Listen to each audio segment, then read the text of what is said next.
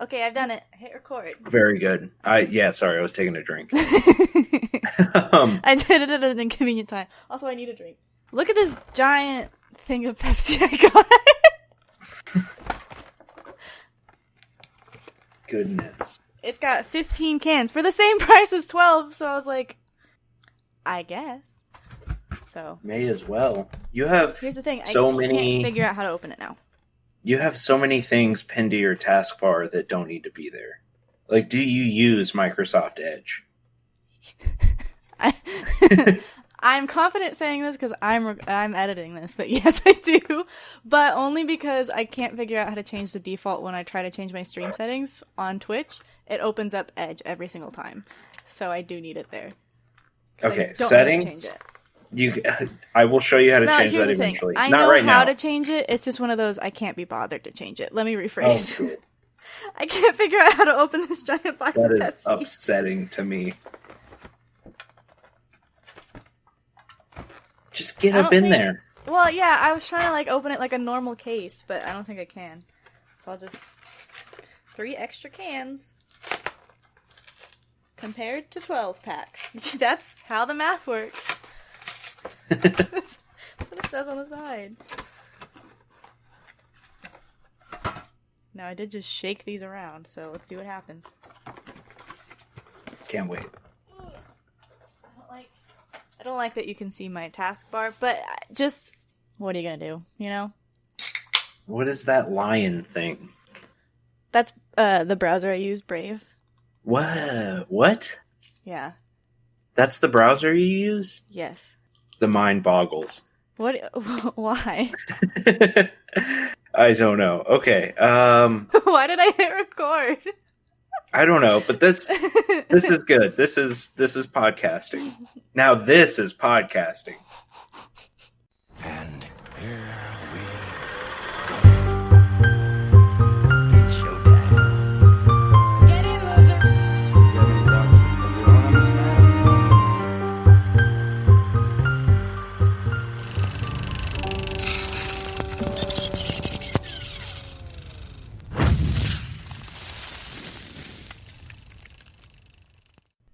So this is our new show.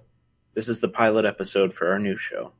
Do you want to talk a little bit about it, since it's kind of you focused? It's a little you centric. This is about my life and my journey. It's so you focused that you will be editing it, which is great for me. I was so excited to hear you say yes to that question. I did say it because I feel like I don't do enough for the podcast that we do. Because frankly, my personality is not enough. And I recognize that. And it's an audio medium, so my cute face doesn't get me very far. Why do you think I volunteer to edit everything? Well, you were supposed to make me feel better and say, no, that's not true. But I understand. When have you ever known me to do that? Yeah, that's as many examples as I can think of. Okay. I forgot what we decided to name the show. Let's start there. You start with that one. Well, let me look at the logo that I made and see what the name is. I think we're calling it just C3 Film School or something. Channel 3 Film School, I think. Yeah, it's in and we wanted to do text history. Yeah, for the record, we wanted to call. We had better names. They were taken. For example, film school dropouts, because we both dropped out of film school. That's true. Oh, that's true. Honestly, I know. Oh, I think I already told you, but I am officially back admitted into college as of today. That's very nice. I'm happy. So I got that going for me. It's not film though, not film anymore. I would die. You'll be fine.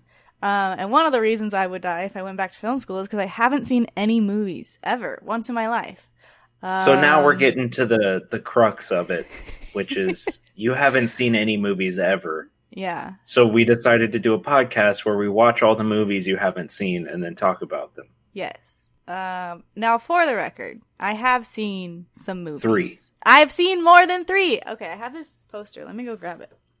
No, it's fine. I believe you. No, I want to show it to you. And it's right here, so I can just reach for it if I can get this cat out of the way. But I got this movie poster a year and some change ago. of the top 100 films that you need to see before you die or something. I think I have that same poster. I think you do. So I don't need to show it to you. But, well, I was going to Yeah. see if the movie we watched today was on there. Oh, I drank that Pepsi I think too the fast. poster might predate the movie. No, because Moonlight's on it. Oh, okay. So, at least on mine, which when I got it, it had just won an Oscar, so. Well, So enough there's that. teasing. Do you want to tell the people what we watched today? Hold on, I really want to grab this poster first. Oh my goodness. Oh, don't leave me in charge of the rodeo if you aren't cool with detours. But look, I've seen this many films. I don't know if that holds up as an expression. That's more than I would have figured. It's not a lot, I'll admit, and it's a lot of like obviously I've seen Star Wars, I've seen Lion King. Princess Bride is not on here, and that hurts my heart. Yeah, that honestly should be on there. I mean, this is Spinal Tap is on there though, so I think they just chose one of his. And then Shaun of the Dead is on here, but not Hot Fuzz, which I actually think Hot Fuzz is a better movie, but I we do won't too. go into that. Hot Fuzz is my second favorite movie of all time. Princess Bride is my first. But I guess they only chose one Rob Reiner film, even though there's like a couple of like Spielberg and Kubrick and there's another Well- Rob Reiner film right there. I haven't seen that one though. Whatever. Okay, so I think okay, we got that. We got So, the poster down. We've got the poster down. There's a lot on here I want to see. Oh, Shawshank Redemption's number 1. I need to get on that. Yeah, that's a pretty popular movie. Yeah, I haven't seen it. that. I saw Amadeus for extra credit for a class that I ended that class with 102, and that's because I lost 10 points from my final grade. Because I didn't turn 2 things in because I did the math, and I was like, there's no reason for me to do this, so I didn't. Yeah, fair enough. But I watched that movie for extra credit. Anyway, that doesn't matter. That was art history, that was a fun class. I really enjoyed it. Yeah, today we watched Cabin in the Woods. Yes, we did, which is one of my favorite movies. My favorite movie. Yeah. You keep saying that. So we are recording from home. There is still a pandemic outside. Thank you for that. Beer went down the wrong pipe. I'm not dying. Well, the timing was very good. I did say there was a pandemic outside and then you coughed, so pretty insensitive if you ask me, Tanner. Oh, no. So we are in each of our apartments. We watched it over the internet. And We did. He heard We my did it reactions, old and I was pretty school, too. quiet. Yeah. Yeah, The we way that just we hit did it play was- at the same time. Well, okay, I say old school, but like we use Discord and Hulu. It's not like we put in the cassette tape and called It's each not other like- on a landline. Yeah, it's not like when Harry Met Sally. Like, oh, go to this channel right now. It just started. But we See, that's another we movie just- I've seen. Hey, I don't know if that's well. Okay, no, It's another that's Rob a good Reiner movie. film. I really like Rob Reiner. That's a good movie. That's a great movie. Yeah, okay. It's probably, one of those where it's just so Okay, we don't have to It's get one of into the it, ones but it's you, so you have quotable. to- You have to see it. in my It opinion. has a place in movie history for sure, and I think it's very regardless enjoyable. of whether or not it's fun. But I also really like to an rom-coms. Well, also, like, the ending was supposed to be different, and then while they were, I don't know if it was while he was writing it or something, he met his wife, because he was like, love sex, no one gets it. This movie's gonna end, they're not gonna be together. And then he met his wife, and he was like, okay.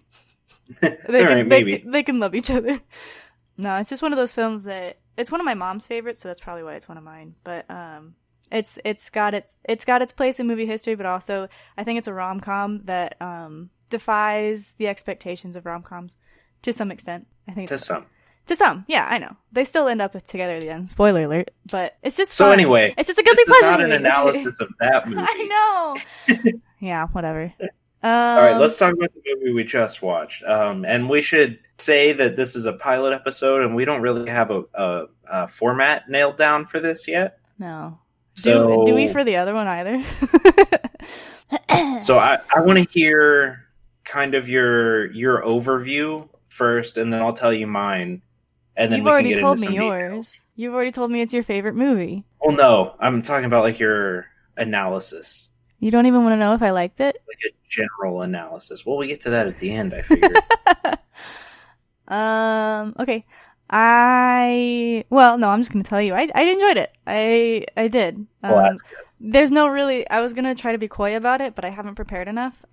We finished the movie about 20 minutes ago, so I don't have like I can't just like go. There was this and this and this, and I liked it. I can't. So but I did. I enjoyed it. I think that it subverted a lot of expectations, and I think it was a lot of fun. I agree. I kind of wish we saw more at the end, but I also understand why we didn't. I think that was a good ending. Yeah. But yeah, overall, I really enjoyed it. I think that some of it felt... We should say spoilers, obviously. Yeah, spoiler. So, okay, let's do our overview real quick. I very enjoyed it. I very much enjoyed it.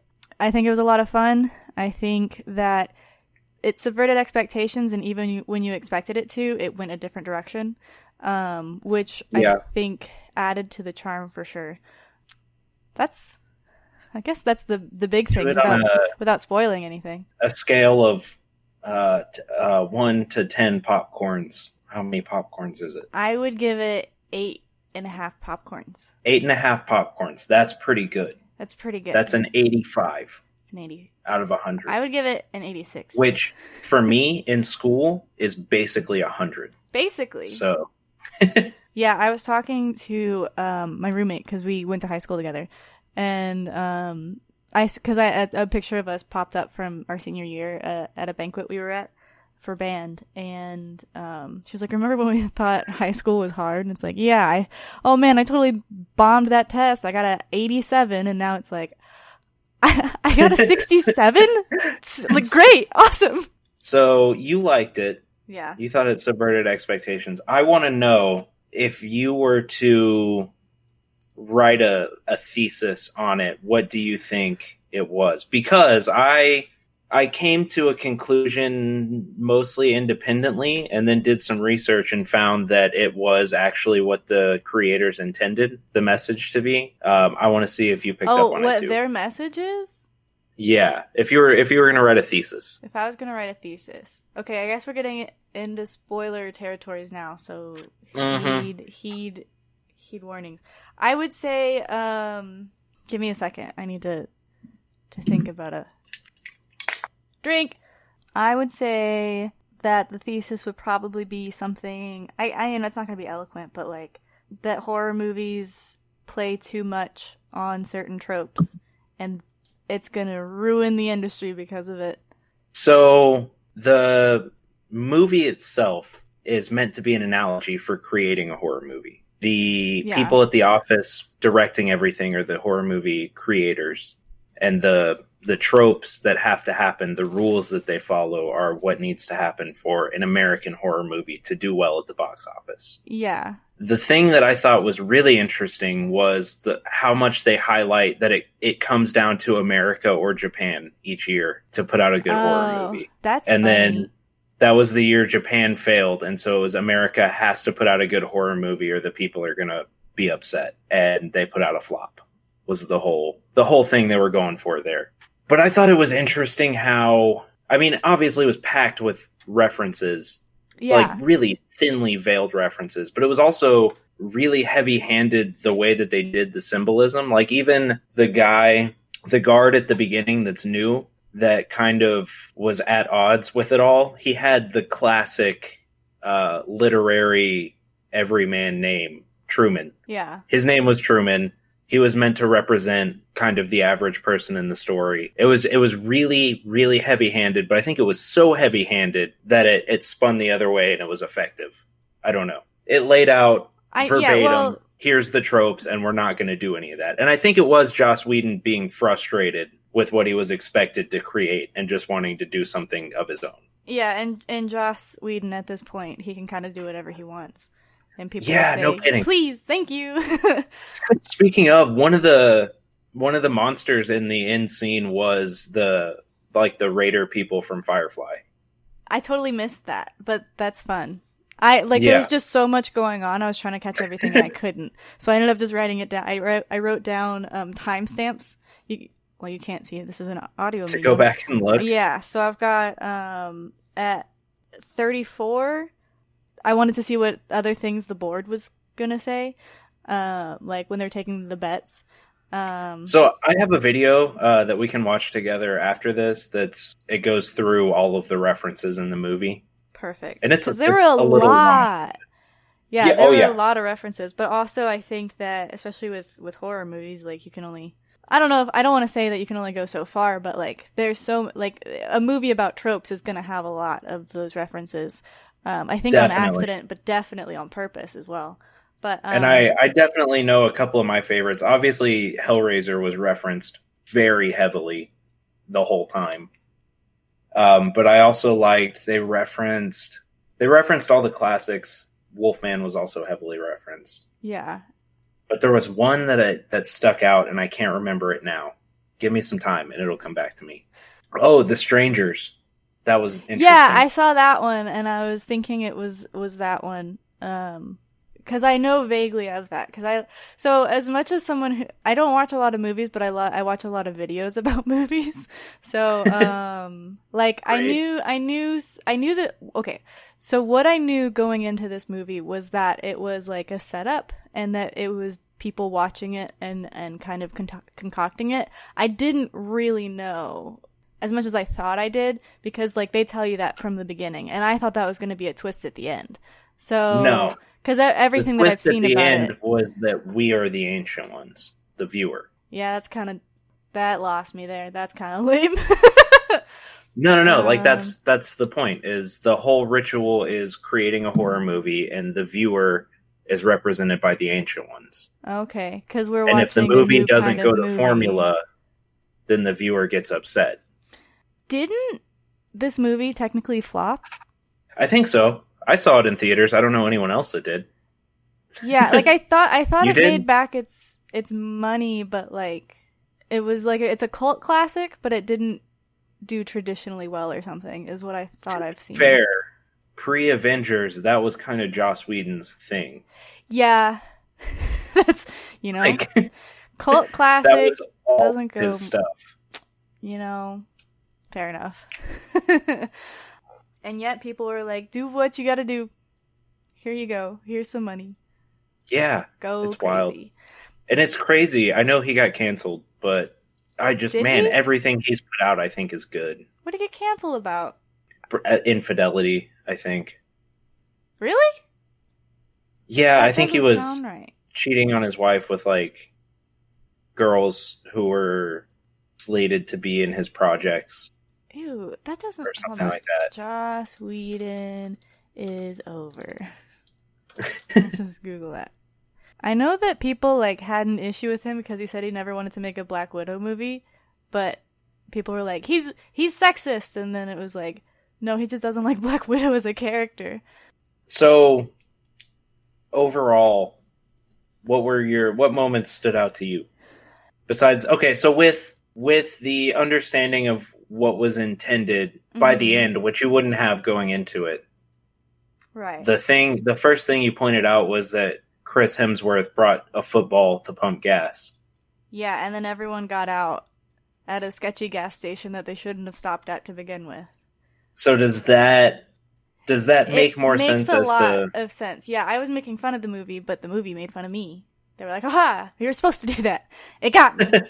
Also, the Harbinger is hilarious. Yeah, Mordecai? that was pretty funny. He's talking in cryptic tones, and then he's like, "Am I on speaker?"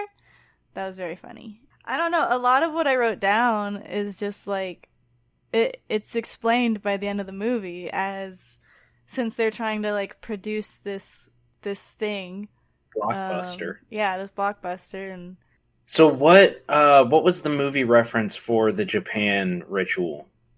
Was that meant to be... I know it was meant to be an actual Japanese horror movie or some farce of one. Well, I don't know. But I know I guess you would be the wrong person to ask, but... Yeah. I know a lot, not a lot of Japanese lore, but that just seemed... Because I know Japanese, like, ghost videos are very much of that vein of... And Japanese horror games as well are very much the vein of these school kids are trapped and now there's a crazy ghost lady chasing them. So I think it Yeah. was just kind of generic. I'm wondering if it was meant to be something along the lines of like The Grudge, or Wasn't The something. Grudge different?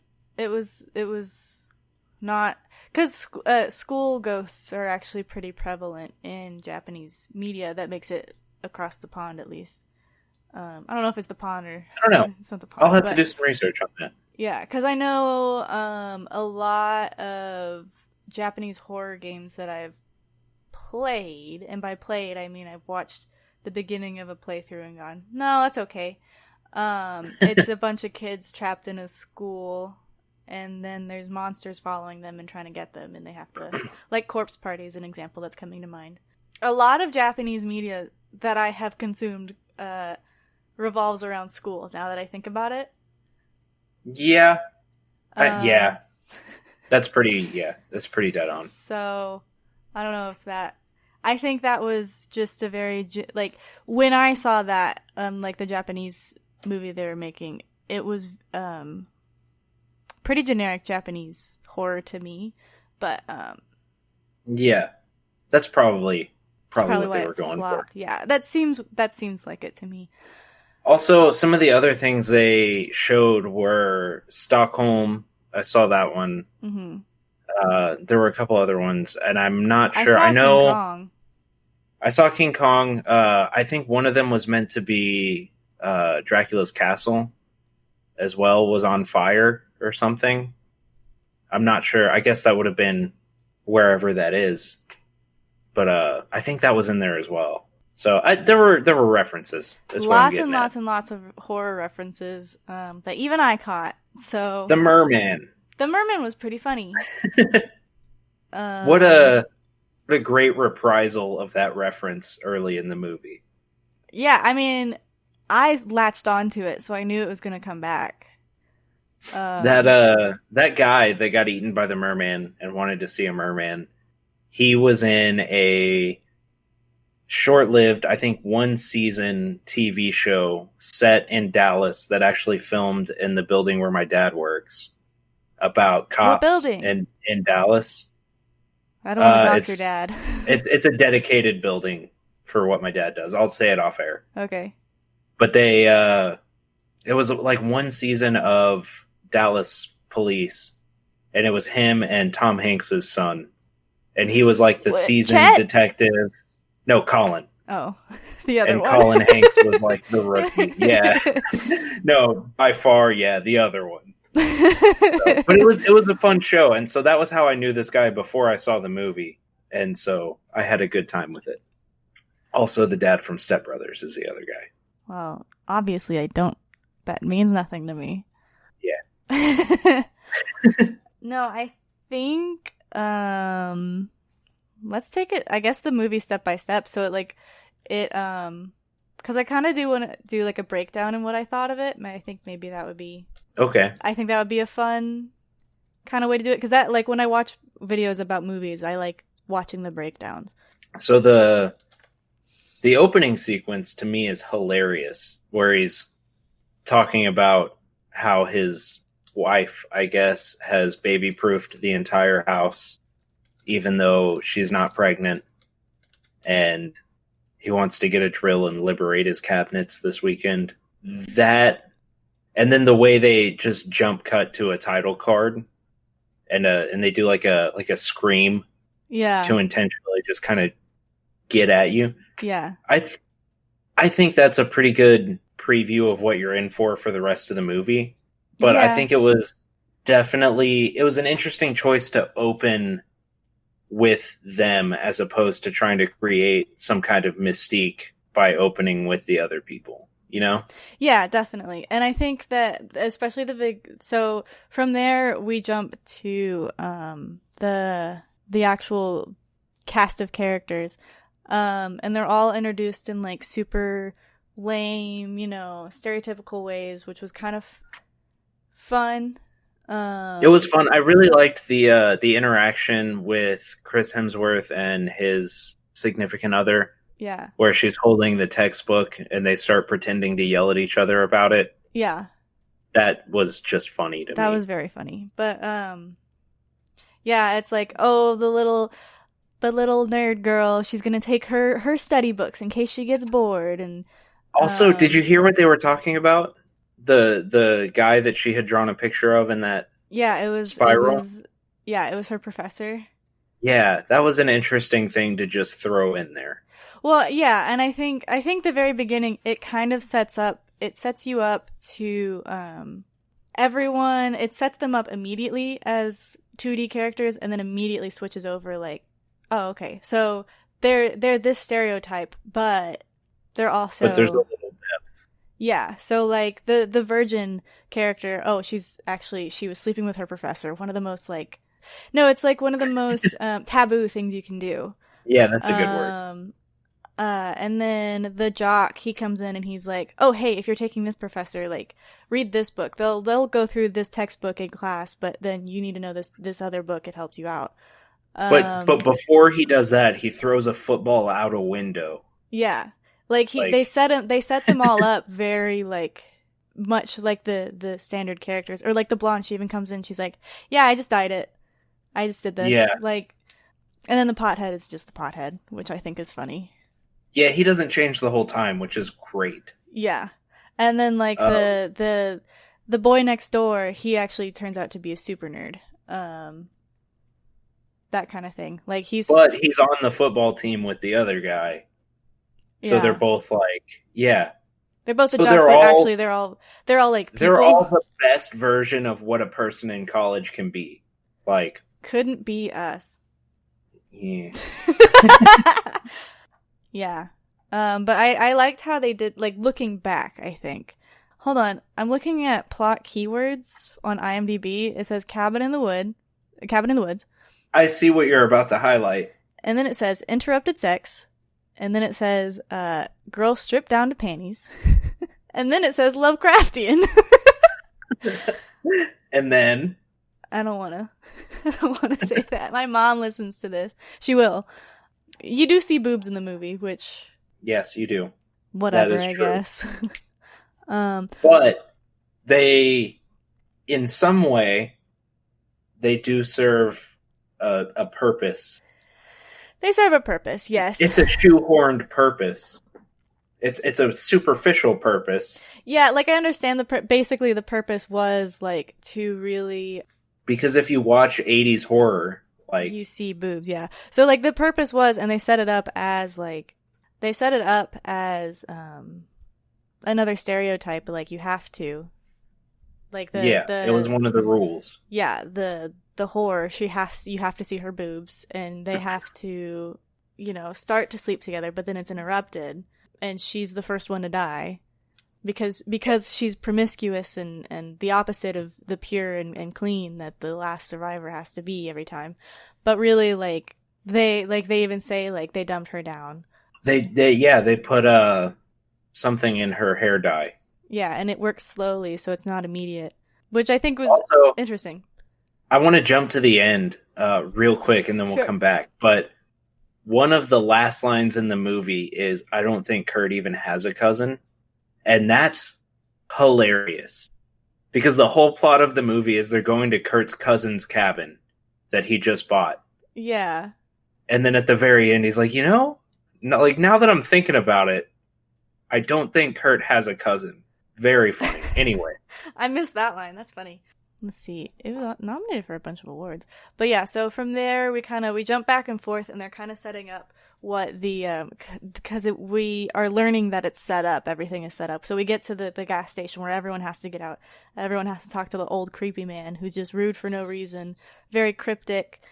Also has like a bloodshot eye, and he comes out of nowhere just yelling. Yeah, he's mad because they're outsiders. Says something cryptic about the place they're going. They did do a breaking and entering on his gas station. Technically, they didn't go anywhere. Closed. Yeah, but he didn't like go in anywhere. They didn't go in anywhere. No, they were in there looking around. Oh, I missed that. I was writing something down. Oh, I was And writing he down pops out brought and he's football, and everyone got out to get gas. Stopped to look around. Should have kept going, is what I wrote. But that's another thing. Like, it's very obvious to the viewer, but that's a horror movie for you. That's a typical. Yeah, there's one gas station on the way where someone will tell you something. It's exactly like Creature, where they're driving around and they end up at the Creature gas is like station. this. Let's not give Creature too much credit. Okay, I believe Creature came first. Okay, And but did Creature reach the audience where it would inspire It reached anybody me. besides my heart? it reached me. I saw it in theaters. That's incredible. Mhm. I forgot that you had done that. Well, to be fair, I worked at the theater. Oh, well, but it got a theatrical release. Yeah, we showed it. That was a choice, huh? Well, it's very much one of those, like, you got to do it, otherwise it doesn't hit the formula. And then they go past the point of no return. We should also say the heaviest reference in this movie is pretty obviously Evil Dead. Yeah. Even I know that. I haven't seen Evil Dead, but, like, Okay, well, that's an issue. But I started That's watching what it. Buzzmill the had a cabin- horror movie night, and they started showing Evil Dead, and I was like, this is kind of lame.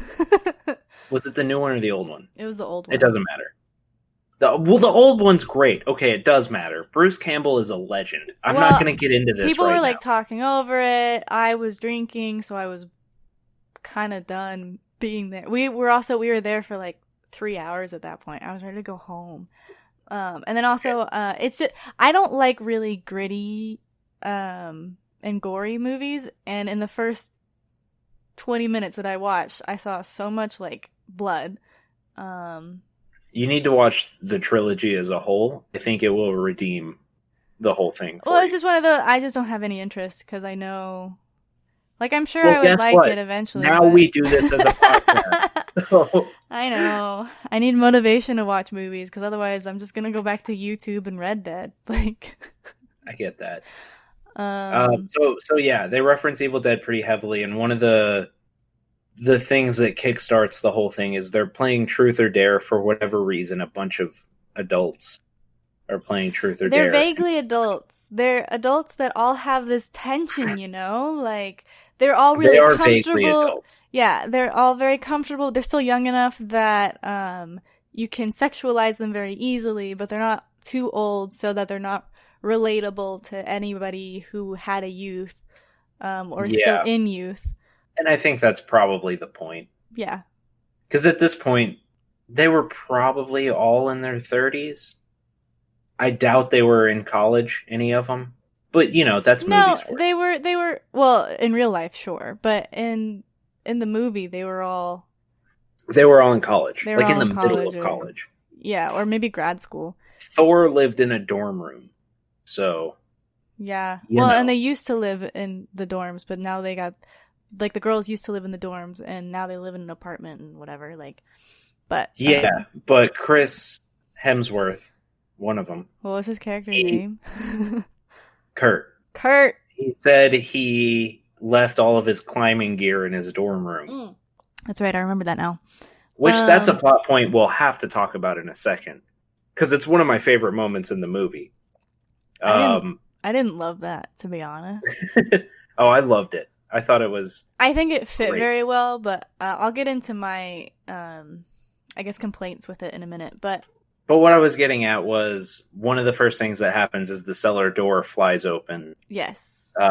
which is meant to be reminiscent of Evil Dead, where the girl is in the cellar. And they go down That there makes and nothing start to me. playing with stuff. First of all, the first thing that happens is the jock says, "Must have been the wind." Even though Eh. it flew up and open, and then it's Yeah, and the it's stoner's stuck like, up. in what way does that make sense? Yeah, the stoner is the voice of reason, which I think they usually are. They're kind of like the you can't Well- like you they say dumb things, but then it's like they were right all along, to some extent, just like the Yeah, we'll see.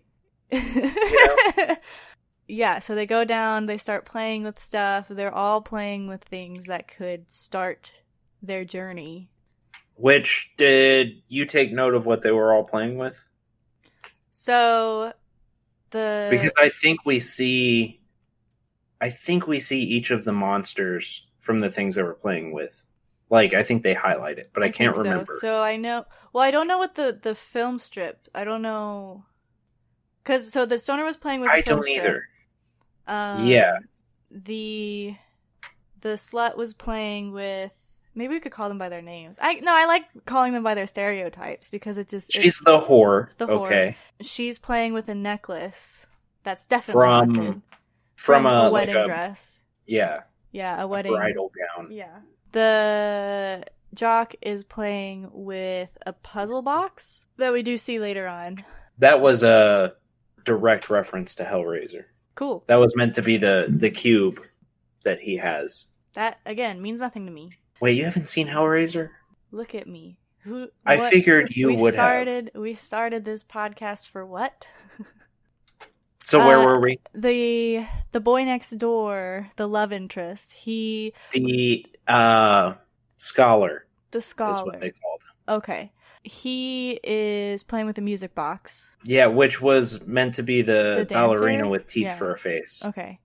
And then the virgin, she finds a diary, and then reads some Latin at the end, and it raises everybody from the dead. It raises the Buckners. The Buckners, the what was it? What were they called? The hillbilly zombie family or something? Zombie Redneck. Zombified Torture. pain worshipping. No, zombified torture redneck family. Something like that, yeah. Which are Redneck torture different. Which family, are something like different that. from zombies. Yeah. They're two different, like an elephant and an elephant seal. Which was funny, but not accurate. Yeah. It's more like an elephant and some other pachyderm. I don't know. Anyway. Okay. It's like a bull shark and a great white shark. Yeah. So also it was funny how they were taking bets on what was going to win. Like there was an office pool Yeah. on which thing was going to get picked. Yeah, and then also the new guy, he's explaining to us, or he's being explained the process, so we also learn the process. Yes, because he is us. But also we are the ancient ones. Yeah, I hope it's not us, because we get Also, torn apart. There was a quip in there that I don't think was entirely fair, where maintenance had picked the Buckners, and the intern wanted to pick them, and he was like, if you win, you'll have to share it. And he was like, oh, come on, maintenance picks the same thing every year. And he was like, well, if they were creative, they wouldn't be in maintenance. And I don't know that that's fair, but it is funny. That was very funny. And then, so that is the choice that wins, so they have to split it with the intern. Which, how long is this kid an intern? I don't know, because he was like 38. And he knows that they pick it every year. Yeah. So Poor Ronald, man. Did you see Ronald dying on one of the monitors at the end? No. Yeah. Tragic. It didn't go good. Well, I wouldn't imagine so. And then also, well, I guess we'll get there. So they go down to the basement, the zombies start, and then the blonde, Rich. like the whore, she's completely gone. She's like 100% slut now. She's hitting on she's all the dancing. men. Yeah. Yeah. I also wanted to point out, I think it was funny that the fool, the stoner, was Yes. like, okay, don't read the Latin. Yeah. Like, we've come this far, don't read the Latin. Don't read the Latin. Don't play with anything, everybody. Like, stop. But then, yeah, so they go up, and she's just she's in her stereotype. And then the jock, he's acting out of character for him, and the stoner points it out. He's like, since when has she been a big, like, Celebutard. Yeah. Since when has the jock... Kurt's a when's he been jock? sociology major. He's on a full academic scholarship. Yeah, and he's calling people... What do you call him? Egghead. Yeah, so it's like they're fully into their stereotypes now. And we see the people controlling it, pumping pheromones and stuff into the environment. Yeah, making it So very, very like controlled. But they make a point of mentioning that it all has to be of their own free will, but they are controlling their free will to some extent. Yeah. So, which I They're think is rigging the interesting. game as much as they can. Yeah. So, because they go out into the woods to make out and etc. From their own free will, but I guess that does lead to the questions like, is it their free will if they're so pumped up with stuff that makes them? I mean, it's perceived as such, so does it matter? I don't think it's really their free will, but I think that I think to an extent. A viewer that wasn't omniscient like we are, yeah, then it wouldn't matter. Whoop. I dropped something. Also, I thought it was funny that they were like adjusting temperature control and stuff to make the perfect setting. They were dimming and raising the lights and yeah. Yeah, it really that scene did show how much control that they had, though. Like, they can control the temperature, they can control the pheromones, so they can control what they're feeling. They can control the lighting, they can control everything. And then they get attacked, the couple does, and she gets beheaded. Pretty quickly too. Pretty quickly, yeah. So that is There's one not of my a lot complaints. of nonsense. Yeah. So, of course, we see her boobs first, because we have to. But I think one of my only complaints, really, is that I think that some things were just, like, it's a very slow build, and then it's so fast-paced. So, I get that, but I also appreciate it, because there's a lot of beats that they want to hit in this story. Yeah. And it's kind of... And I get that. I feel like with it could the have been overall done... scope of it, it kind of fits. Yeah, it felt very rushed to me, because she's just beheaded and that's that. And then but also, I also feel noticed, like it would be rushed. You yeah, know? and like I get that. And then another death later on, though, I thought was just like, okay. Are you talking about... Actually, Well, both of the we'll other get two. there. Well, so yeah, We'll get yeah. But yeah, so the jock, he makes it back because he's big and strong. One thing I did notice is when they are shown her head again, the horse head, it seems like it's her natural color. Her hair does. Yeah. I also could just be blood. Yeah, but we don't know her natural color. True. So it's like it's a One different thing color. I will so say it's changed. is what a fantastic prop head. Like, Yeah. as severed heads in movies go, that one was really good. Maybe it was the real thing. Have you seen her in anything since? No, I guess So- I haven't. So the guy, the big, scary Buckner, Yeah. walks in with the head and he tosses it to the girl, and she catches it. I feel like a head, which weighs, as we all know, 7 pounds, because of the Will Smith movie about the weight of a human head, 7 pounds. I feel like It's another movie I haven't seen. it's not about human heads, but I know that It's a good- line, so let's move on. so when she catches it, I feel like it would have had, like, he tosses it to her and she catches it like a beach ball, hmm and I feel like that probably would have knocked her down. I don't know. But- I think if someone threw me Zelda, I would catch her. Let's say that she didn't immediately try to murder me. But, like, I think I would, like, catch her and kind of, like, move with the weight a little, but, like, I don't think it would be, like, 7 pounds isn't that heavy. It's not that heavy, but it's heavier than you'd be expecting in that moment. You know what I mean? I suppose. But also, Anyway. she'd be filled with adrenaline, so, like, your muscles, they work extra. That's what I'll say for that. Now I'm making Okay. excuses for the movie. Which really, it would just be, like, an acting thing in that moment. But, like, no, I think that the acting was great also. I'll just go ahead and say. It was really good, yeah. Everyone was really For- good in their parts. for what All it the is, parts like- were very believable. Jesse Williams, Don't know.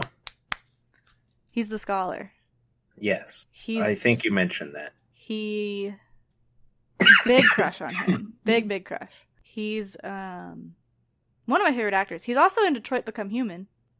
Which I haven't played. I think that you would like it now that it's $20. Well, that does change things. Yeah. I pre-ordered it and I really enjoyed it, but I finished my playthrough and then I didn't touch it again. So it's got Yeah, a lot of that sounds alright. replayability and I just haven't. I got the ending that I wanted and then I stopped. But he's in That's that not and fair. he's really good in that too. Everyone is good in that game, but that's not what we're talking about. No. I won't say everyone was good in that game, but let's move on. Yeah, so right then the jock kind of comes to his senses. He's like, no matter what, we shouldn't split up. We're stronger together, which everyone then knows it is not what smash you're cuts. supposed to do. Yeah. Yeah, it smash cuts to the guys at the desk controlling everything, and they're like groaning. Yeah, they're like, you can't do that. That's going to ruin it. But I do wonder, because, like, the pheromones made sense to me, but right then when he changed his mind, that didn't make sense to me. I am not a biochemist, and I've never claimed to be. No kidding. But there could be something That that makes would you make decide you you need to split up? well, that would make you feel uneasy about a choice. Like, even, I don't know about a gas, but there are... Well, because that would make sense to me. Like, I just wanted more of an explanation of that instead of like, oh, we're going to press this magic button and now we've changed his mind. Because that was one thing. Because everything else is influenced. Yeah, he's breathed saw something gas being in. pumped through the vents. Yeah, but the explanation to me wasn't good enough for like... I think what they were going for was that they created enough unease that he was second guessing his decisions. Okay, in that case, I liked it again. But I don't know what that gas would be. If anything, I would think it would be like a musical, like a tone. Because there are certain tones you can play to make people feel uneasy. Oh, I know about that. That's actually what they do in Insidious and Paranormal Activity. I would think it'd be something like that. But it's also a movie. Like, it's a movie. Yeah, it's a within movie. You have to, like, point. you have to kind of suspension of disbelief. But for that one, like, I think everything else was explained so well to some extent that, yeah, like, that one was just like, oh, now they have a magical button that can fix that. So that was just like a minor complaint, really. But from there, they decide to split up. naturally. Yeah, and then Zelda, get out of the trash. I ate a Pop-Tart earlier, and she really likes Pop-Tart wrappers. It's her favorite toy. I spent $30 on new toys for her today. Did you get Pop-Tart wrappers? Yeah, but they still have Pop-Tarts in them. Oh, well, that's an issue. Yeah, so from there, they split up. The zombies are attacking them from their windows. So these zombies are also kind of intelligent. They're using tools. This is something that I've thought. I wonder if they're intelligent enough to understand that there's an order that they have to do this in. I would think so, since that's what they were kind of doing. Well, no, because they were attacking indiscriminately. Yeah. So I don't think so. So, and we'll get to that in a second.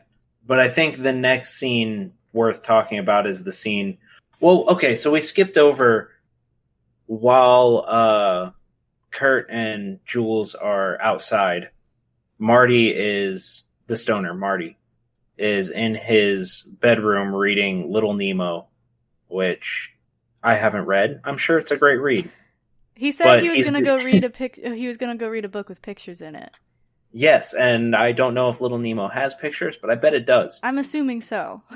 But so there was a voice whispering when he was saying "Don't read the Latin." There was a voice whispering, "Read it, read it out loud, read it out loud," and then in his bedroom there was a voice whispering, "I'm going to go for a walk." Yeah, and he gets up and does a whole speech about he's the master of his own destiny and he's not a little puppet. And then he says, "I'm going to go for a walk." Which was very funny. Yeah, so that's how the jock comes back, because he's about to get stabbed by one of the zombies. Which, yeah, the zombies, they're smart enough. They're using tools. They're using a bear trap on a chain. A bear trap on a chain. Like Scorpio. Get over here. Exactly, thank you. They're using knives. They're breaking windows. They're using ladders. Or they're opening the hatch and stuff. Like, they're using their thumbs and their brains. So they're not just they're reanimated. They're not even just zombies, because zombies are dumb. So there is a big difference between just zombies and zombified. Well, and that also makes me wonder about the part that we're getting up to, which is, so after they all separate, they regroup in the basement. They all find different ways. Oh yeah, and then they lock the doors on them. Like, whoever controls it, like they lock the doors. So I kind of wish they had stuck to one. Like, a couple of tropes I think would have been good. Like, there's a storm, so that's why. And I don't understand that, like, the tunnel, it didn't work out the way it was supposed to. But, like, a storm to wash out the road or something instead of just, like... The tunnel. Well, it was meant to be the tunnel collapse. No, I know, but, like, more of a reason than, like, they saw the explosions, but we'll get there. But that wasn't meant to be. But yeah, we'll get there. Yeah, I felt like some of it was kind of heavy-handed, so, like, when they closed the doors on them, it's like, okay... I think that would have been better for, like, a ghost or a poltergeist kind of thing. Well, and another thing they did was So there's a guy that kind of leans down into the basement where they're all at, and she stabs a crowbar through his head. Yeah. But he keeps going, and I guess she cuts him enough that he forgets that he's a zombie and just dies. I don't know. She stabbed him in the neck a lot, which maybe that's how you get rid of a zombie. Yeah, I was kind of confused on the rules of the zombies there too, because I'm pretty sure he also comes back later. I think he does, but a big thing that happened there was you see after that they flip a switch and you see a little static electricity between her hand and the knife she stabbed him with, and she drops it. Yeah. And so that was interesting. And also, how did they do that? I don't know. Yeah. So I think while the movie is very fun and very good, I think there's just like little details that did bother me throughout it, but nothing's perfect, you know? And then also the rules just kind of seemed... But I think what they were going for was a quasi explanation for why people in horror movies act so different, like counterintuitively. Yes. Like if you have a knife, why would you ever put it down? Yeah. And it shocks her, so she drops it, and then she's not even, like, she's so in the moment, she's not thinking about why she just dropped the knife. She just drops it. Yeah. And then, so they escape, and they get into the RV that they came in on. Oh, also, the stoner got. He gets pulled away. He gets pulled off screen. But... And blood comes up from where he's at. Yeah, and then another movie trope. You don't see the death on screen, it didn't happen. Of course, he comes up later. They get to the tunnel, and they're getting to the tunnel, and the man upstairs, did he have something to do with it? Well, the man upstairs is Sigourney Weaver. Okay. But because they were saying that there was interference from upstairs, and that's why the tunnel never collapsed. I don't know what that was meant to be, other than something went wrong. Oh, you know what? Actually, I do know what it was meant to be. So at this point, there was an electrical interference, is what they said, and this is while Marty, who is presumed dead, is in the elevator messing with all of the wires. Okay. So I believe that was intended to be that. Okay. Also, when they break the vial and sacrifice his blood to the gods or whatever, there's an earthquake. Mm-hmm. Which is them, the Ancient Ones, not being pleased with an off-screen death. Okay. Sure. So we go from there. And they get to the tunnel and they end up having to manually blow it up. Like the controllers. So they were almost out. Yeah, they were almost free. The tunnel is the beginning of the controlled area. Yes. Basically. So once they leave that, they can't get out. And there's an invisible wall, literally, between the outside world and them. They back up, they get out of the tunnel safely, and then they decide to try to jump the gap. The jock does. On a dirt bike. Because he's done like jumps further than that. But, which there was no ramp, so he intended to bunny hop across a ravine. But whatever. Maybe he can, you know? Well, no, because he did go... So there wasn't a ramp, but he did, like... He was making it far enough across. Like, with the trajectory that he had. I know. But the trajectory that they showed, he had it. But, yeah, there's an invisible wall that they didn't know about. We saw it earlier, because a bird flew into it. Yeah, when a bird flew into it. Yeah. So that's one of my favorite parts in the movie. I thought it was kind of cheap. It was a cheap death. But, like, I get it. It was cheap, but it was hilariously cheap. Yeah, and he just bounces off the wall the whole way down. Yeah, it makes you wonder how deep that was. Yeah. And then also, would the physics work of him hitting it, going out, and then hitting it over and over again? Because I don't think so. But no. But maybe there might be something that could be done. If he's tumbling... and his legs are hitting it and then falling back, and then his head's hitting it and falling back, and there's no resistance pushing him away, that could be something. Also, if the bike tire is spinning, that could create some kind of something. There's ways it could work. There's ways it could work. The wall could be slanted. But it didn't look like it was. Not enough to make a difference. But yes, it is a movie. So It is a movie. and we that was needed- funnier. Yeah, and we needed to see how deep that it went as well. So at this point, it's just the Virgin and the Scholar, and they start to drive back, and she's kind of realizing there's no hope. There's nothing that we can do. We're trapped here because they saw the explosions in the tunnel. So the wall has been breaking. Yeah, they weren't meant to see that. They weren't meant to see the wall. They start to go back, and she's just like, "What's the point? Like, there's nothing. And then he's the voice of reason. He's like, "Hey, no, we're gonna be fine. We're gonna make it happen. They can't keep us forever, whatever." And then all of a sudden, he gets stabbed through the neck, and so they crash into the lake From behind. So that's another thing. Like, that zombie was there the whole time, and they didn't notice because they had a full house for a second. Yeah. But I believe they didn't check the back seat, which is one of the rules of the zombie it's apocalypse. one of the rules of any horror movie. Yeah, but specifically, I'm talking about Zombieland. Oh, yeah, that's true. I've seen that one. Okay, there we go. That's something. It's been a minute, but I've seen it. So they crash into a lake. She escapes. One of the zombies is trying to get her. But at this point, you're led to believe that everybody's dead. They're saying that the Virgin, she doesn't have to die, but if she does, it has to be last. So, so she's getting beat up by another zombie on the pier because she makes it out. And then the zombie that she was stabbing earlier comes up. Is that the same one? He had the same hook. Well, yeah, he had the bear trap on a stick. He had the bear or trap a string or whatever. on a chain. So, like, I don't know, zombies all look the same to me, to be honest. That's racist. I knew you were gonna say that. Against zombies.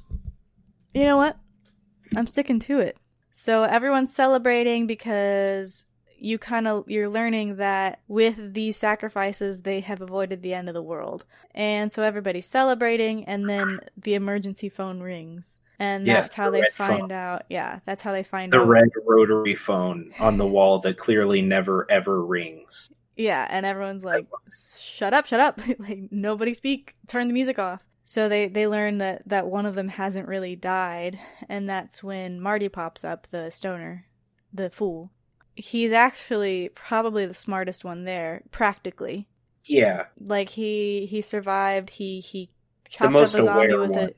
Yeah, and then he's also, his knowledge comes in handy for, like, getting the elevator open to where the control center is. Which was interesting, because I work in technology, and just eyeballing an elevator, I'm not sure I would know how to force it to go down. So props to him, you know? Yeah, so this is where the movie also kind of... So the movie is slowly changing pace, but this is where it picks up a lot, which I think is good. I think maybe that was my issue. It's a slow burn, and then all of a sudden there's a death. Which I think understand it's is how movies important go. For the sake of character development, because we learn a lot about who the characters are through Marty, but over the course of all of the slow build. Yeah. So it means more when they are being picked off. Yeah, and they also say that, like, the Virgin, she doesn't have to die, but she does have to suffer. And so she's suffered, like, she lost her best friend, she lost her new love interest. She's lost the people important to her right away. She's also been beat up. She's lost all hope. Like, you can see that she's lost all hope. Which I do wonder how she would have, like, if that was the end of the game, how she would have gotten out. What do you mean? Like, because she doesn't have to die, and so they were ready to, like, end it, you know, because everybody was celebrating. Like, if she had escaped... I think if she made it to sunrise, in horror movie fashion, if she made it to sunrise, she would have walked off into the sunrise and hitched a ride and gotten home. Okay. Because, like, practicality-wise, like, they cut off her exit point. Yeah, that there would have been something done about that. There always is if she's going to survive. Yeah. You know? Yeah. A boat would have come or something. Oh, one question I have. What happened in 98? They did. They referenced 98. They referenced 98. There was a glitch, but... You know what? I think that is a movie reference. Let me check. Cool. From there, they go in, and this is where the movie does it takes a different turn. It's where the two different, because they're parallel stories, but this is where they really collide. They're seeing all the other options for the monsters. So the first one that comes up is a werewolf.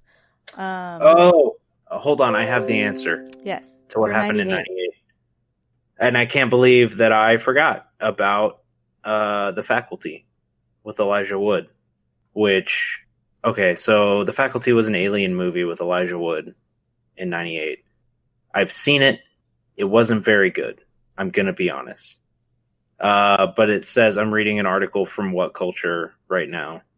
And it says that in The Faculty, that's meant to be a reference to The Faculty because the students survive from a homemade drug in the movie that they cook up in the school. So, okay. And they do say in Cabin in the Woods, it was the chems. It was the chem department's fault. Yeah. Yeah, so there's that. Also, I have a copy of The Faculty. And if it's bad, I'm in. It is bad. Another thing everyone should know about me is I love bad movies. They're my favorite. Like, I've seen The Room probably 15 times. Not literally, probably only like 8 or 9, but still too many. I've also seen his next movie. Oh, I'm in. And then, so after we get through the movie, I'll just run through the trivia on IMDb because I'm seeing some interesting things, so I'll mention it later. So they go through, and so you see a poltergeist, or what you can assume to be a poltergeist. You see the werewolf. You see the Hellraisers. Is it? Yeah, it was a version of Hellraiser. Yeah. You see. It was a nod. Yeah, you see. So I'm curious. You see, I'm sure you see everybody's like what they were playing with, because you see Hellraiser. That was the puzzle box that Thor was playing with. I believe. Okay, so there's a scene where, and we're gonna get to it in a minute. After they purge the system, yes, there's a part where it really focuses in on one woman approaching one person on the floor, and I believe that was the bride. Okay, so we see that. We see the puzzle box. We've already seen the redneck zombified torture zombies. I'm not really sure what the film was, and I'm not really sure. Oh, and then the music box. We see the ballerina. Yes. With razor teeth for a face. So I'm still not really sure what I'm still not really sure what the film roles were, but maybe it was like he knew what to do. Maybe it was like an allegory. He knew what they were supposed to do because he was looking at the movie. That could also be it. That would make sense. It would make sense. Having gone through this movie, it would make sense. Yeah, so you see a bunch of the different monsters, and then you also see you see a killer clown that's dressed like a killer clown from outer space. Like, it's the same color scheme, or something similar. And then also it, so it's a double reference. So I think he has the same hair as it, and then the same color scheme as killer clowns from outer space. I'm hopping in on the wiki for the movie, cool. The fandom wikia. So Kevin is one of the monsters seen on the whiteboard, but nobody bets on him. He's a sweet-looking guy who on the surface appears normal, but underneath is a psychotic killer who dismembers people he is summoned by a film strip. Okay, I can see that now. I see that in the IMDb. The IMDb. Kevin, one of the monsters on the whiteboard, is a tribute to the Elijah Wood character of the same name in Sin City. And the original Frank Miller graphic novel. Frank Miller, I know that name. What else has he done? Like, I think I know more than just his movies. Like, I know his name. I know a lot of his movies, and I know I've actually not liked most of them, despite what people tell me. That's funny. Although 300 was good. Anyway, so 300? Whatever. Haven't. What are we up to now? So they get out of the system, they're stuck in this elevator, and they're kind of just placed in the middle of all these monsters, and it zooms out. You see like the clown, you see BattleBot. One thing I wanted to point out was, and I pointed out while we were watching it, there are 2 or 3 of the chief zombies from Left 4 Dead in those boxes. Yeah. I know there's a boomer, and I think there's also the slinky one that spits his tongue out. I can't remember what those are called. I think they're called spitters. Well, no, because there's a spitter that spits There's also the witch. Vile. There's those in there, and there was actually a planned Left 4 Dead 2 map for this game where you were going to play through starting in the cabin and working your way down through the elevators and out. That's fun. And it never got made, but they were in partnership, and that's why they're still in the movie. Which is unfortunate because that would have been a great addition to that game. That would have been very fun. So from there, so they're like, okay, because if you can kill both of them, that was the rule. Like, if you could kill both of them as long as she died at the same time or last, it was okay.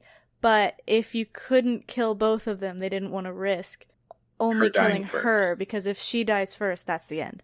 That's game over. Yeah. For the world is going to end. It sounded like they were going to drop the elevator, and so they were trying to get her out of the elevator. And then the guard gets distracted for a second by the cut up zombie.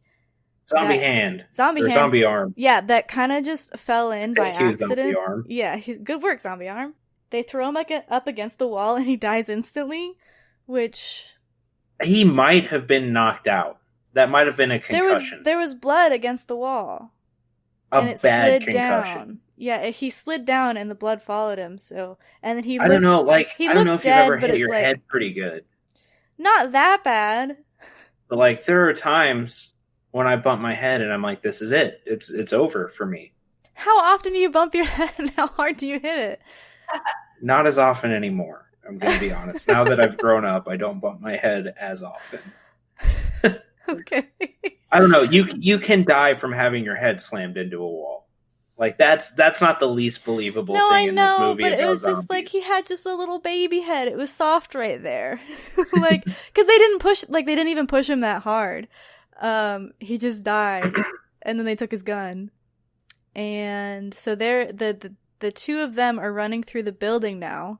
And they're getting told immediately after the elevator, they go into a control room. Well, hold on. They're being explained by the voice upstairs saying, like, you guys don't understand. You need to do this it's for the betterment of the world. Like, the world's gonna end if you two don't die. You're gonna have to sacrifice the greater good. So you guys have to. Like, sorry, this sucks. I know, but. And that's one thing. She's like, I'm sorry you've been through all this. It really should have been quicker. Yeah, because the point is not, it seemed, not to make them suffer more than absolutely necessary for the gods to be appeased. Yeah. So then they, like, while she's explaining that, the voice is explaining that, you see a ton of armed guards. They look like SWAT coming through with big guns surrounding them on either side. So they run into the control room. And then they look at all these buttons that shouldn't be there. So I could see. Also, their security wasn't very good. Security was not, but it was not meant to be guarding that. They found a back door. No. I understand that. That's not what I'm saying. What I'm saying is, so they end up, they flip a switch and press a button that says purge the system, and it just opens the elevators. What I'm saying is, once the elevators are open, it gets into all floors and all offices of the building. I feel like there should have been more of a failsafe for that. Yes, but you're forgetting about BattleBot, who could have cut through anything. And that's fine. Because BattleBot is the best. What's BattleBot from? It is from a movie. I can't remember which one, but I think about it from the TV show BattleBots. Okay. Or Battle. It was something like that. They used to build robots and fight them against each other. Remember that? Yes. Like, it was one of those. A real thing. It was like had a competition thing. Tail with a saw in it. It was sick. Yeah, I remember that now that you mention it. What was I saying? I don't know. You were saying the purge button doesn't need to be there. The purge button doesn't need to be there. That's one. Could see. That's not really. If you're designing this whole complex, I could see putting that in for some unforeseen reason. Sure, but then also part 2, I think there should have been more of a. There should have been another door besides what BattleBot could get through. Because if they But as we have know- bulletproof glass for the control room, then But if you've ever seen a horror movie, a door and guns aren't going to stop any of it anyway. No, but it would have slowed it down enough that they could have maybe evacuated or come up with another solution. But like all hell breaks loose immediately because even though they deal with scary monsters, where there's an option for the doors to just open where you are, it's like, yeah, that connects to everything. This is an open air concept. Good luck. And also it feels like there should also just be more security. Like you should have to have a badge to be able to get this far and to get into this area. But instead there's just monsters everywhere. Like it does, okay, but it does Scooby-Doo make for 2 like Monsters two of the Unleashed on the best lawn. shots. No, for sure. And I'm not Two saying of the that best shots in the movie are the elevators, the first and the second time. Yeah. And I'm not saying that's not it. I'm just saying like that part kind of lost me. It's like, oh, it really broke loose this quickly. I think it would have been more fun to see BattleBot saw through a door.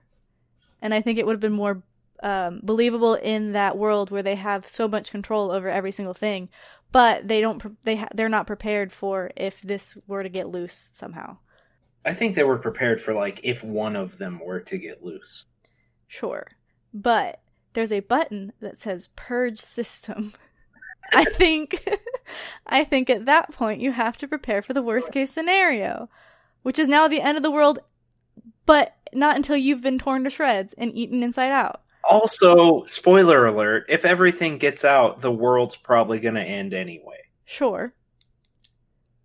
But you don't know that. I'm just saying, if they got them all in there somehow, they have expertise in capturing or getting these things. Well, and I think it's funny that one of the things on the board for the betting was the zoology department. That's funny. That is funny. Because it's not zoology at that point.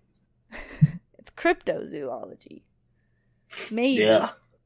Whatever. Look, cryptozoology is a science, but no. Hold on. Shut up for a second. Hold on for a second. What I'm saying is that cryptozoology proper is like studying different species of frogs because you think one of them might be a new species that you haven't seen yet and it's not documented. That's what it is proper. What it has been co-opted as is Bigfoot and Mothman. And I recognize that, okay? But I don't need to justify myself to you. I don't need to justify science to you. So then we meet the man upstairs, who is Sigourney Weaver. Which I was not expecting. Because I know, like, the cast was pretty small. Like, everyone was mostly unknown. Like, so Thor's in it, but it was filmed and finished before Thor was out. Which they didn't know it was going to be such a smash hit. So this was meant to be one of his breakout early roles. movies. Yeah. And instead, like, Thor came out first because of some of the production issues or something, which we'll probably talk about in a minute. So, like, it has Chris Hemsworth in it, which when he was cast and when they filmed it, and by the time they had finished it, from my understanding, like, he was a nobody.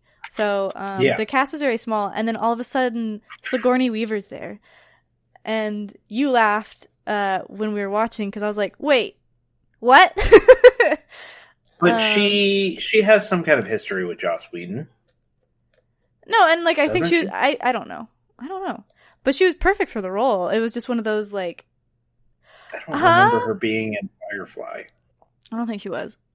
Surely she was in something. I don't know, but yeah, no, it was perfect. Like she was perfect for the role, but also like a classic horror throwback. Yeah. Alien. If you count cosmic horror as horror, which I do. I haven't seen that movie, but I know the reference. Oh my gosh. All right, that's on the list. Yeah, I'm pretty sure it is. We do have like a literal list. Okay, so Sigourney Weaver. Oh, I need to add Alien. That's what I was doing. You'll thank me when you're editing for trying to keep this on the rails. I know what I signed up for, all right? What was it? Day of the Dead? No, wrong. What was it? Evil Dead. Evil Dead. So we see them purge the system, which purging the system so purging the system is letting all the monsters out a wave at a time. A very essential button, as we have decided together. Yes. Well, so they all the guards that are in like SWAT gear, like they are demolished, and the white room turns red. Yes, which it was like a clinical.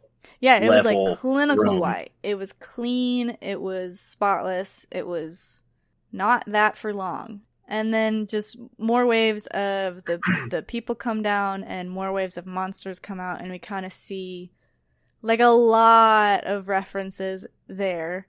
Definitely a lot of little pieces of things happening that we see. So we see like the bride, or potentially the bride, we see that poltergeist, we see the hell man. It's Hellraiser. We see the zombies proper. We see a lot of really stereotypical things, and then also some original things. Oh, we didn't even touch on Japan. Yeah, I mean, we talked about it a little bit. But so Japan, they Japan were also failed. So it seemed like all countries, they had this task of trying to create this. We see everybody failing. So we see like King Kong at one point. It looked like there was a disaster movie, maybe. There was something else, and then there was the Japanese school, which we did touch on. Where the 9-year-old girls, they end up trapping the spirit that was trying to kill all of them. And in a frog. In a happy frog. And the evil has been defeated, and that's a meme, which I taught Tanner. And yes, I didn't actually know that. Yeah.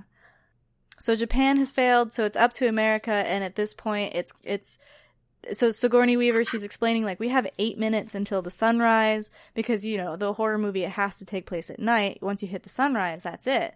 I've played Friday the 13th. Once you get the sunrise, you win the game. Also, because we are kind of glancing over, and I mean, it's not like we're not taking up enough time. Right. We are kind of glancing over some of the references. If you want I don't really remember good video, them. yeah, and if you are listening to, you want a really good video that points out all those references, the one that I watched was by Good Bad Flicks on YouTube. And you can just search every reference in Cabin in the Woods.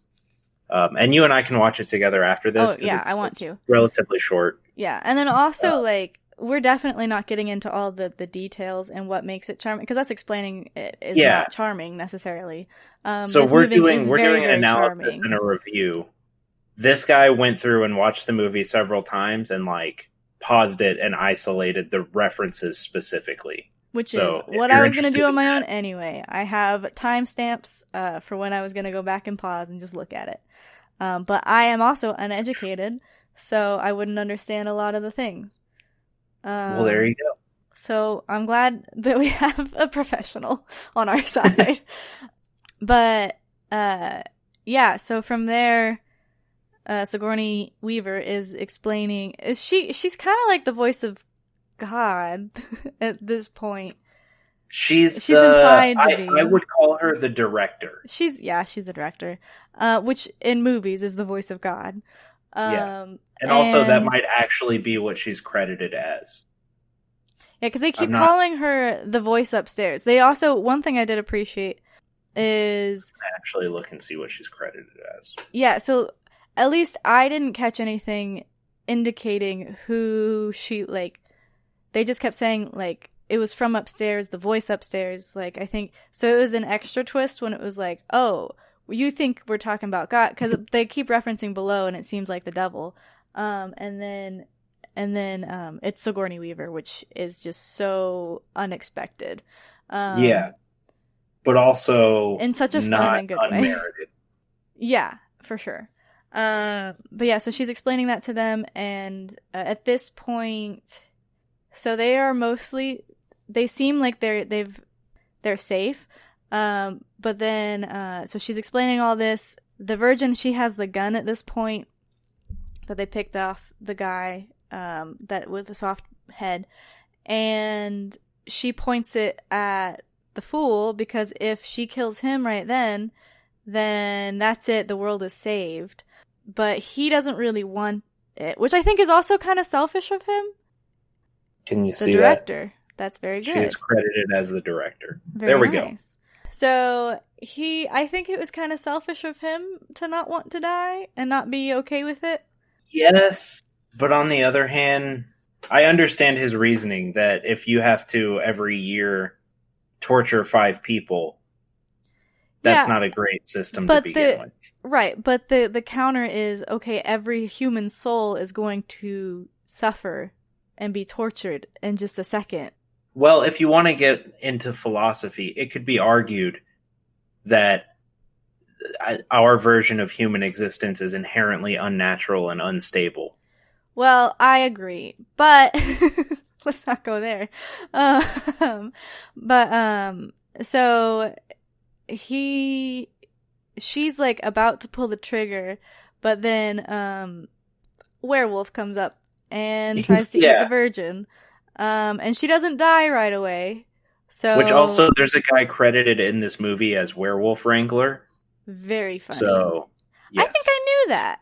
I think that's just a fact I knew, but I didn't know it was for Cabin in the Woods.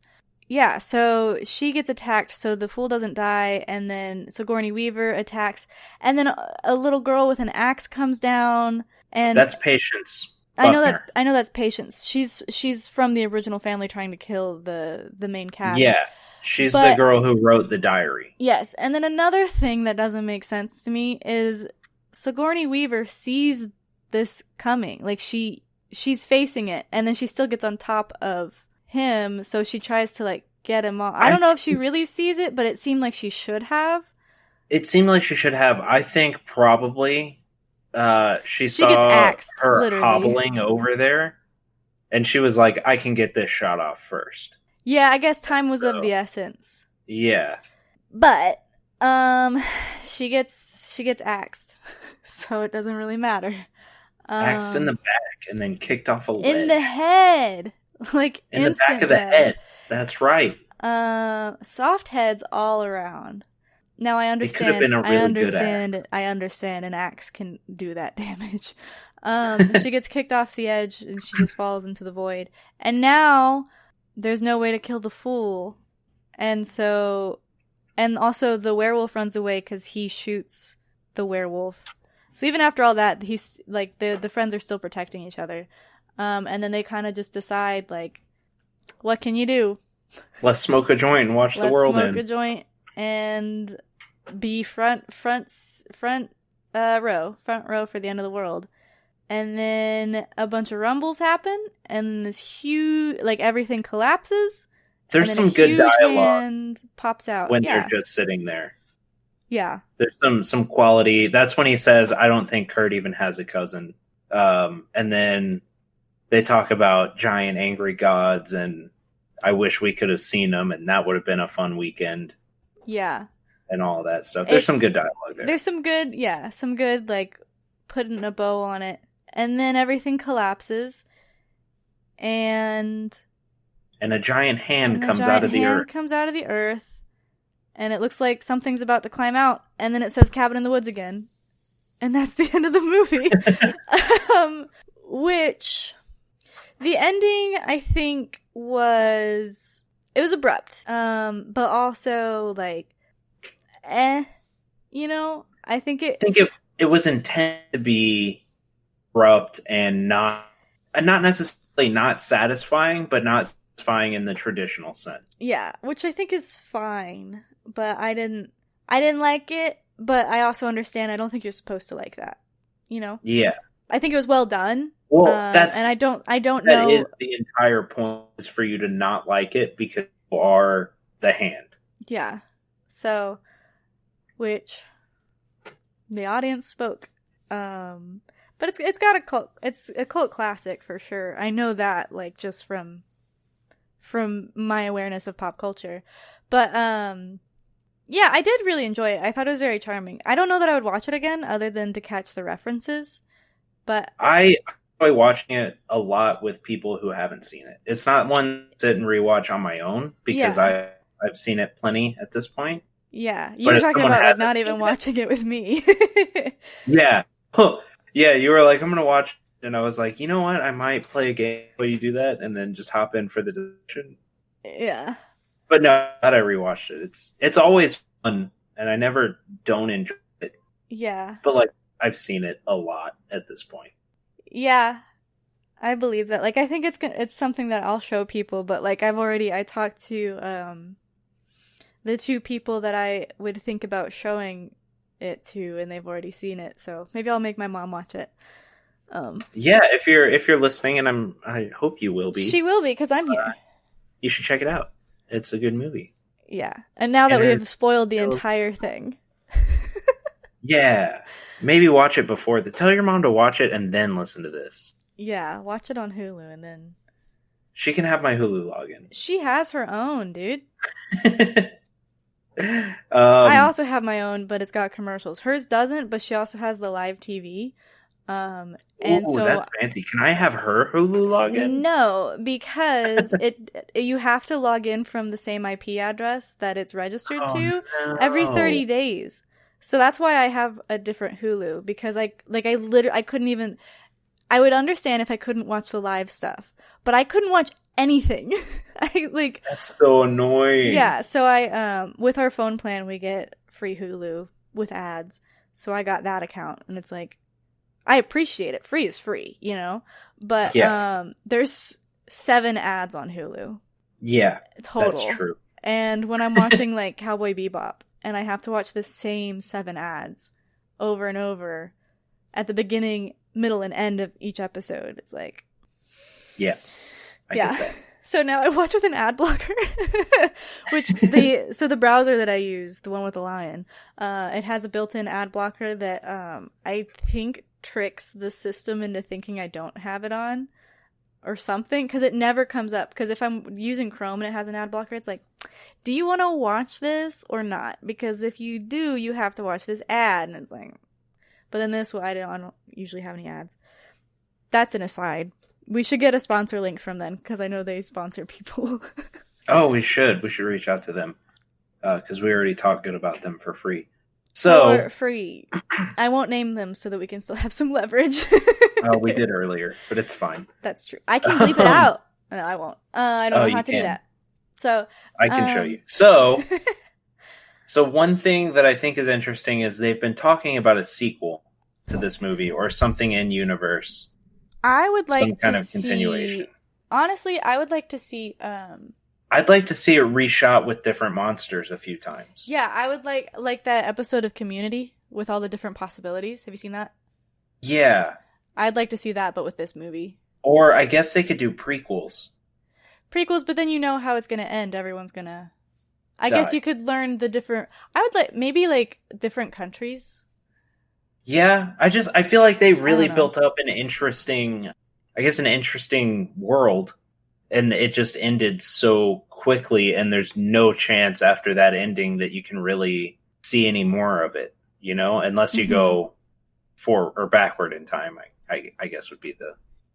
Yeah, no, I hear you for sure. Like, there's no way to do it. I would just like to see an alternate timeline of... Like, if they had played with the box, but I guess that would be Hellraisers, or anything else.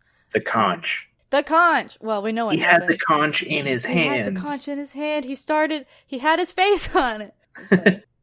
One of my favorite things to do after I watch a movie is to look at the trivia, because I'm only human. Oh, it's Kronos. That's the Greek Titan god hand. That's also the time cards system that I use at work. Interesting. It's also like... He's also a god. God of time. Yeah, so it's kind of a goofy thing. But I'm going to read some of... So I've just been glancing at it, because we started recording right after. So I'm going to read some of my favorite things that I have read so far. One is that the stoner, the reason he was wearing such baggy clothes and he doesn't jump in the lake is he was actually in better shape than everybody there. This says he was ripped like muscular Jesus. So they couldn't give away that he's actually ripped because it would have ruined his character a little bit, which I think is very But funny. you can kind of... So there's one shot where he puts up his bong to catch a chain that's being swung at Dana. And you can kind of see he has pretty big arms. Like, he has a long sleeve shirt with a short sleeve shirt over it. Right, but you can still see his arms, and they're pretty big arms for a stoner. Yeah, I missed that. I'll have to go back and see, or like see what else he's in. Another thing was this was filmed in 2009. I lost it. Hold on, I lost it. The scene that tested highest with the audience was the merman sequence. Yeah. Which was a last-minute decision, too, I read just now.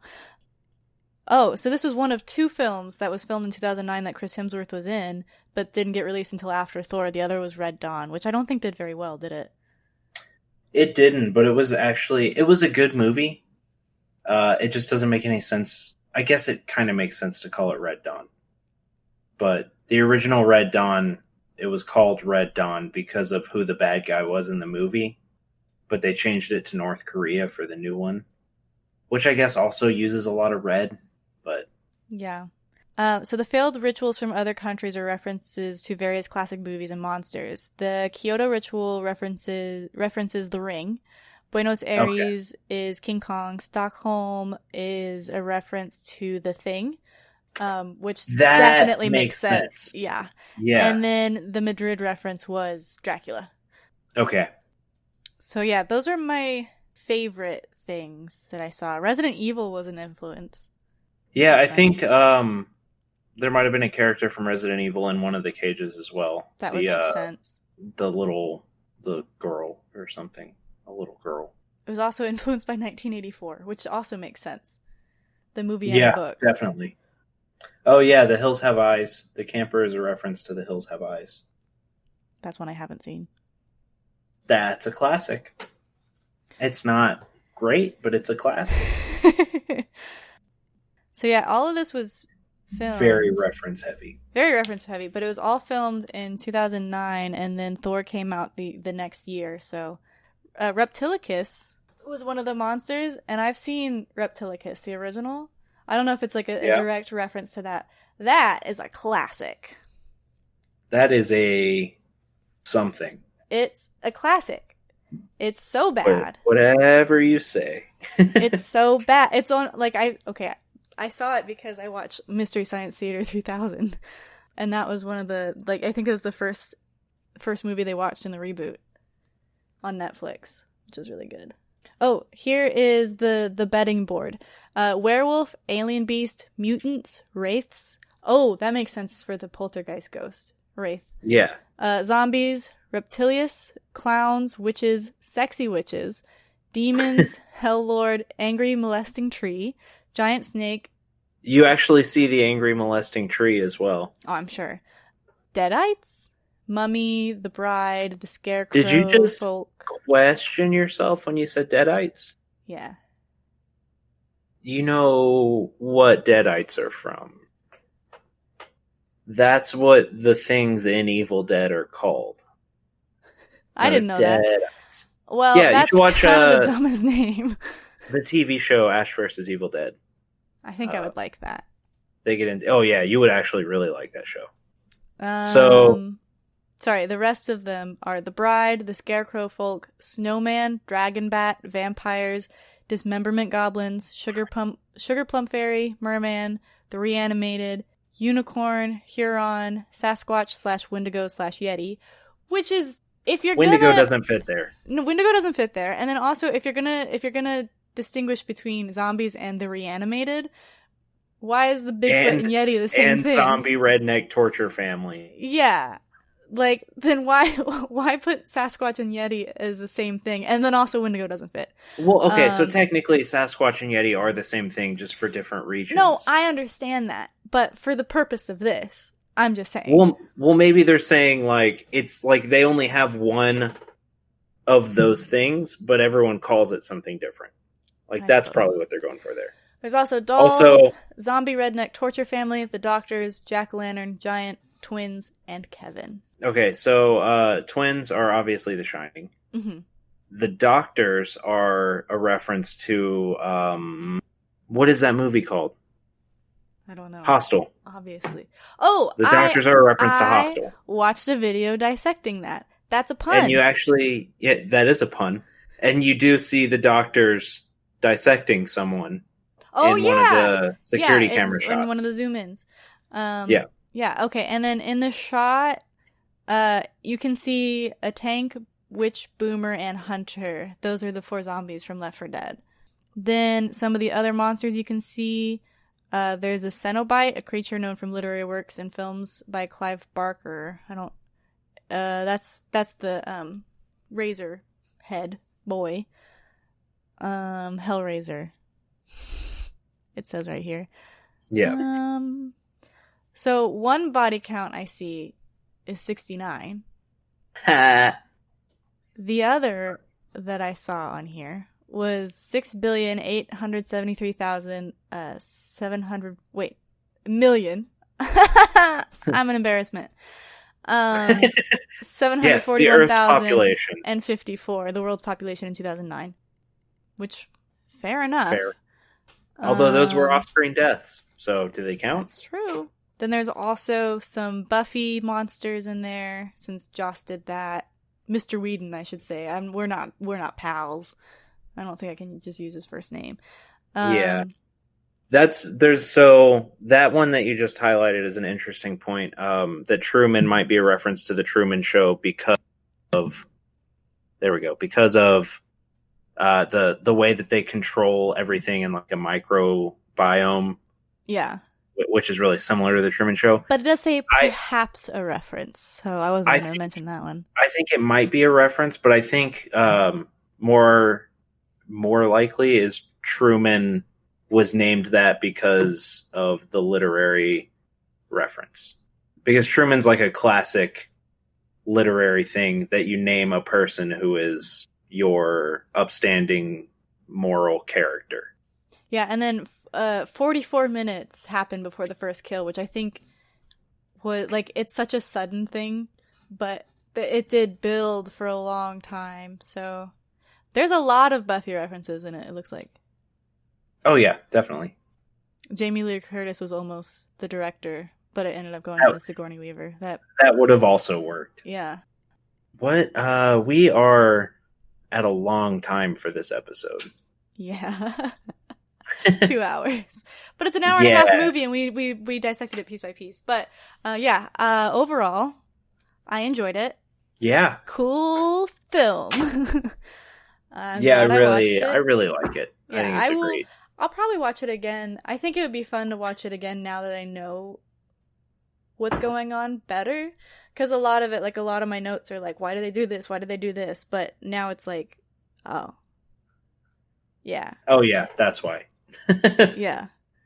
Well, all right. How do you want to wrap this up? So first I'm going to check off Cabin in the Woods.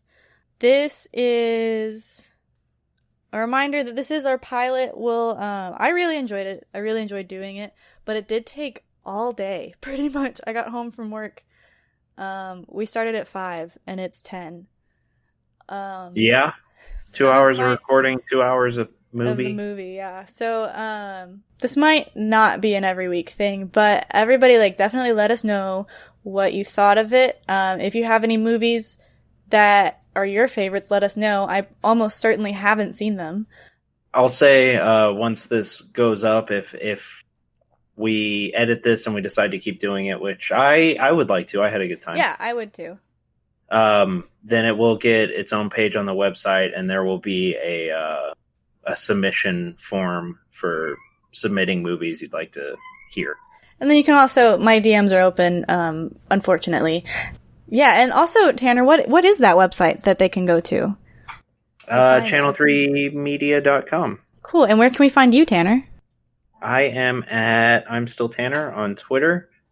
Dumpster Jedi pretty much everywhere else. Cool. You can also find me at Ninja Squirrel, NJASQRL, pretty much everywhere. Twitter, Instagram, and Twitch. I stream games, and sometimes the other podcast that we do together, which is called Spoop Troop. We will probably make a Twitter account for this. That seems on brand for us. And we'll decide on the name for that later. I don't want to put anything in stone. 'Cause I'm not sure that Channel 3 Media Film School will fit. And it doesn't really roll off the tongue for an @ So, but yeah, you can find us there. You can let us know what you think. Rate us on wherever you're listening. And definitely get in touch with us. But I really had a good time, and this movie's been checked off. And we'll see you guys next time. Yeah, can't wait. How do I make it stop? Just hit stop? Yeah, just hit stop.